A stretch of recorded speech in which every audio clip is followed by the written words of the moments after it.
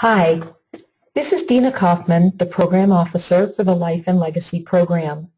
Thank you for taking the time to review these instructions for your organization quarterly report. When you submit this form to your community staff person, it will be merged with all of the partner organizations from your community. Your staff person will eliminate all of the donor detail before sending the statistics only to the Harold Grinspoon Foundation. This is an Excel document. The letters across the top are headings for the columns, and the numbers down the left side are the row numbers. I may refer to a single cell, which looks like a box, for example, B5. It's important that you not move, add, or subtract any columns or rows. These spreadsheets have formulas which rely upon the placement of the columns and rows, so you don't want to make any changes. The only exception is if you have more than 30 prospects to list in any one quarter. I will show you how to add rows.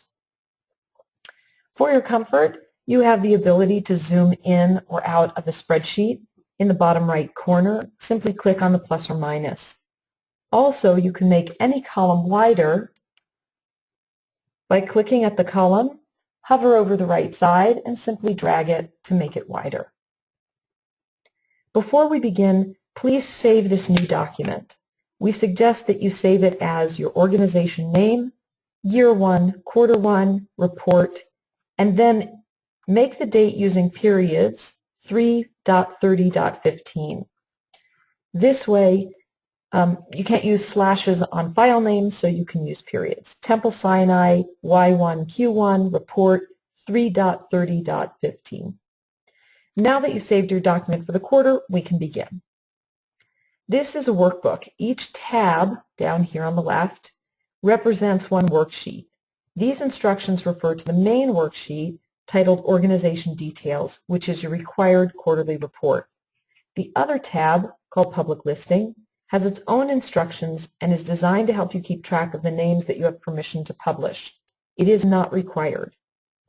We're ready for you to tell us about your organization, and we begin with cell B5. There's gray instructional print here. You're just going to type over it with your organization name. Coming over here to K, 8 through 15, again, just type over the gray instructions, giving us your address and contact information. Address 2 will be for apartment numbers or suites. The contact should be the first person filling out this form. And now you're ready to tell us about your legacy team. And that's here in this coral-colored box. Just start listing your team member names, give us their contact information. When you get to phone, you just simply type in 10 numbers, and it will format it into a beautiful phone formatting for you automatically. And here's the completed form for your organization and team members, so you can see how everything is filled out. And now you're ready to tell us about your prospects and donors here in the prospect tracking form. Quarter 1 is this green prospect tracking form. Each quarter has its own color. On the last line of the quarter, there are totals, in this case, line 51. This is designed to fill out as you are assigning your prospects or as you have conversations with prospects. Then you can fill in the columns as your efforts move forward. For individuals, the last name will be the name by which you want to alphabetize. The first name will contain everything else. So for example, if my name is Dina Morris Kaufman and you want to alphabetize me by Kaufman, my first name is going to be Dina Morris and the last name will be Kaufman.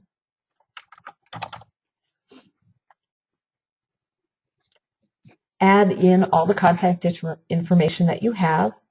The conversation date refers to when someone actually had a conversation with this prospect. Contact by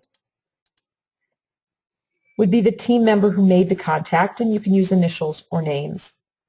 LOI received is the date that the letter of intent is signed, so you'll only fill this in when you have a completed letter of intent. A letter of intent is also called a declaration of intent or a declaration of commitment. Letter of intent value. When you know the value, go ahead and place it here. When you don't know the value or the donor is using a percentage, each community will handle this in their own way. Some communities ask you to leave it blank. Some want you to use a placeholder amount of $25,000 or $50,000. Please check with your community staff person for instructions for this column. Gift realized is for any cash that comes in.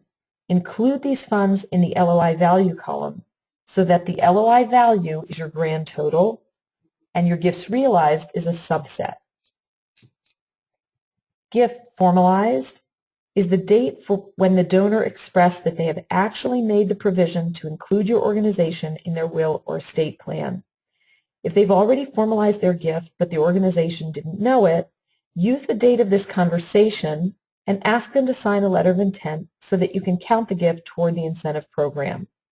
More likely, you will fill this in as time goes on and you are informed that the donor has formalized their commitment to your organization.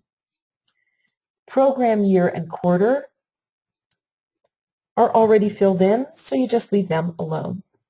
We have one last column, and that is group presentation date. If you have a group presentation to more than 10 people, simply list the name of a group in last name. For example, Board of Directors.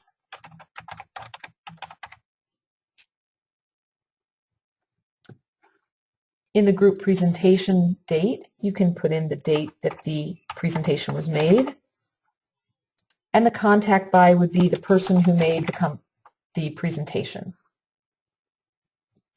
As gifts come in, you'll add the donors on a line of their own using the date of the follow-up conversation.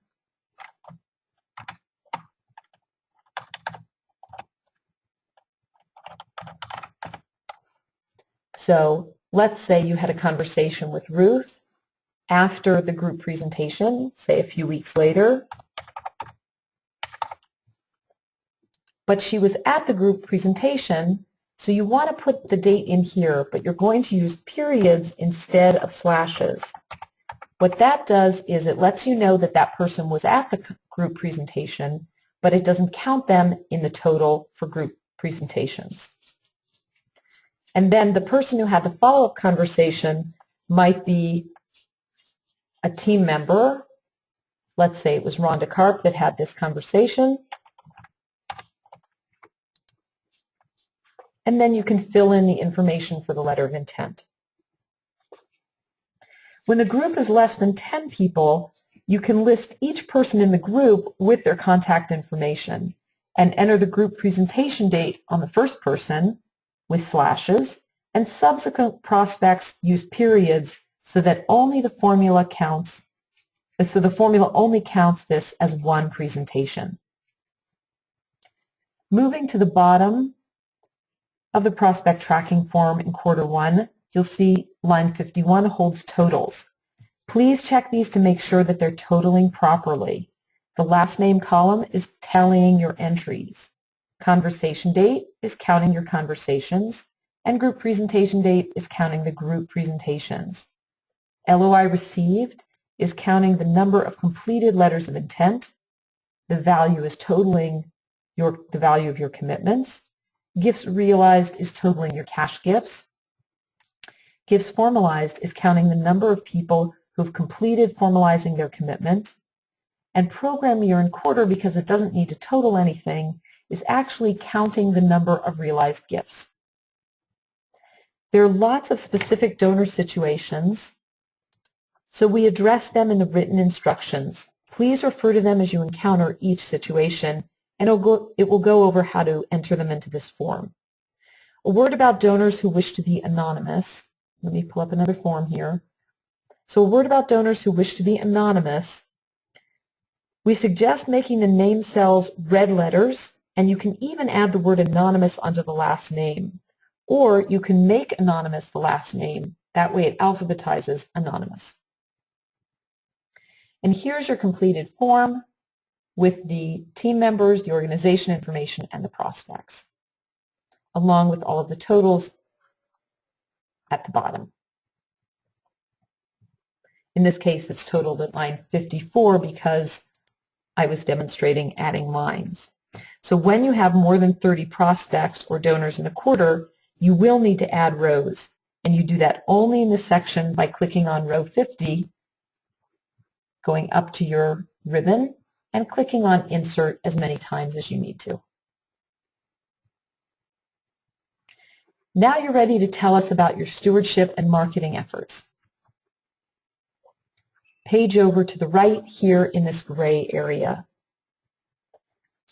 Media and outreach are your marketing efforts, and you're only going to count your efforts in month 1, 2, or 3. The total column is automatically done.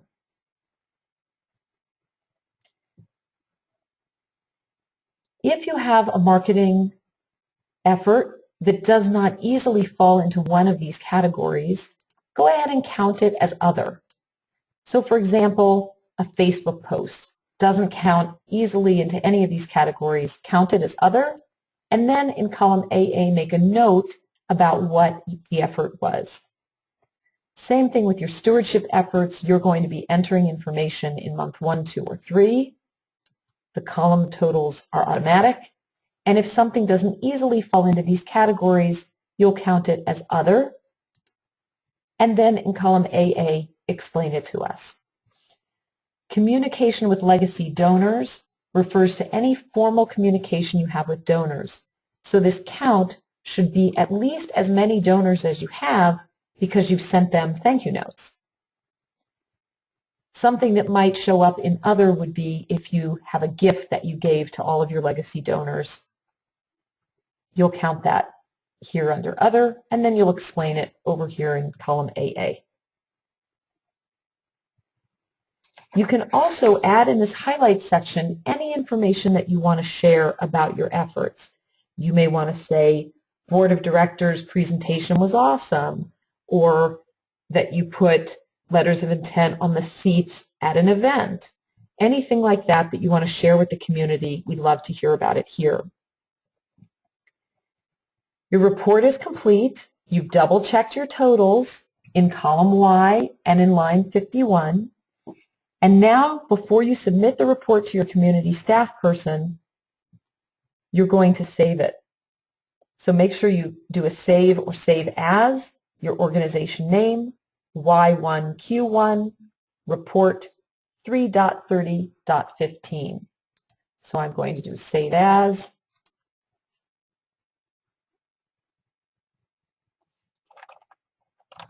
We'll say Temple Sinai, Y1Q1, report 3.30.15.